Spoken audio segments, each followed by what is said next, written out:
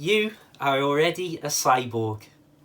Over time, Elon Musk has said some fascinating things during interviews, and something that I've always found quite thought-provoking is his idea that because we've always got our mobile phones in our hands, in our pockets, and basically within easy reach, that they've effectively become an extension of ourselves. And not only that, but because our phones are connected to this extraordinary wide internet of information, they've given us an almost superhuman ability to tap into basically all of human knowledge. And we can now answer questions and find information on topics that we may have never heard of only seconds ago within a moment of looking at our phones and tapping in or even just speaking directly to it. And because this is literally at our fingertips, it's practically as close to being a part of us as we can possibly get.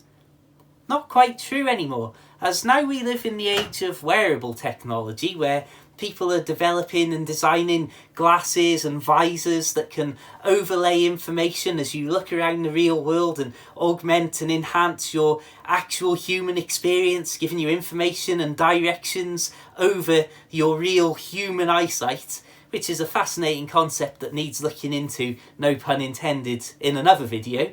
However, we now live in an age where Amazon's got a ring that's going to allow you to speak directly to Alexa for something that you're wearing on one of your fingers. And here's another idea that should really give you some food for thought over what technology and wearables can really figure out and know about us, is that in the latest series of Apple Watches, there's something called fall detection, where if the watch detects that you've had a sharp, hard fall, and it thinks maybe you've fallen down, it can then basically fetch up a notification and alarm for you to say, oh yes, I'm okay, that was a mistake. Or if you haven't moved for a minute or so, it can automatically phone the emergency services to say, yeah, somebody's toppled over here and they're not moving. And then contact your emergency contacts, maybe your friends or family, to say something might be wrong.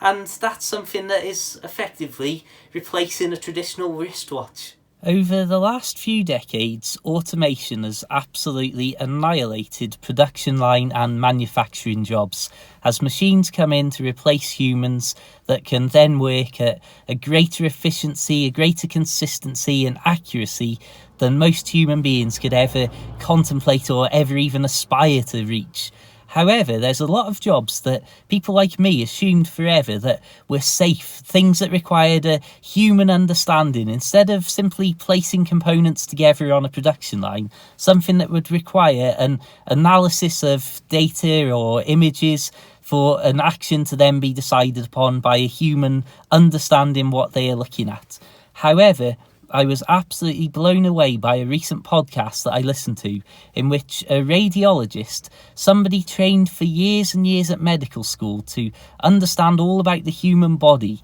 said that they've already got computer programs in place that have learnt and analysed so many x-rays and so much data that they are almost 100% accurate now when you present them with a new x-ray,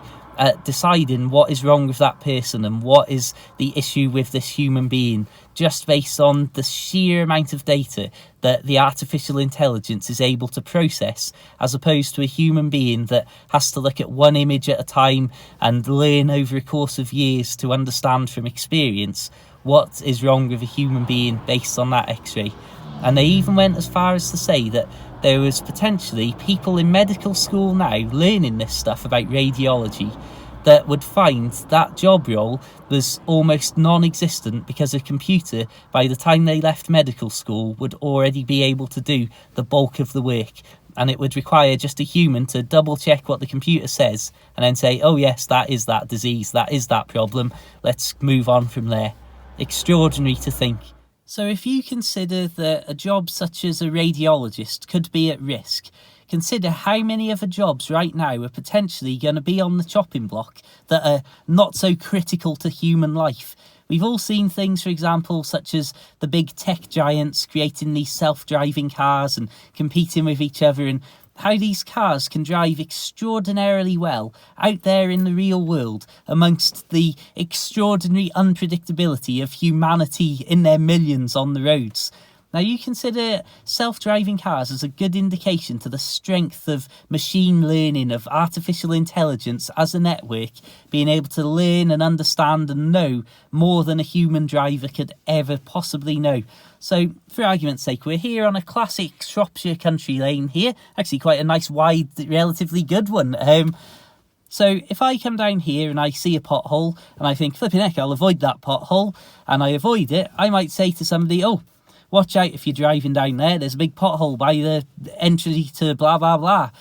Now, that's a little bit of a network there, a network hive mind of me saying one piece of information so that somebody coming down here could then anticipate that pothole and already be slowing down or looking out for it. If you've got a self-driving car connected to a network of potentially in the future millions of other self-driving cars that can then relay information between each other, you could potentially have a car that's driving you along this road that before you even set out and said your destination was down here, already knew to avoid that pothole. Not only that, but if you then went 500 miles in that car, it's going to know potentially every single obstacle, every tree that's blown across the road, every incident, every broken down car. In real time, maybe an hour before you reach that point, it will have already potentially marked up that as something to look out for on the way. And that's something that we just, as a human race, cannot compete with. AI doesn't get tired, it doesn't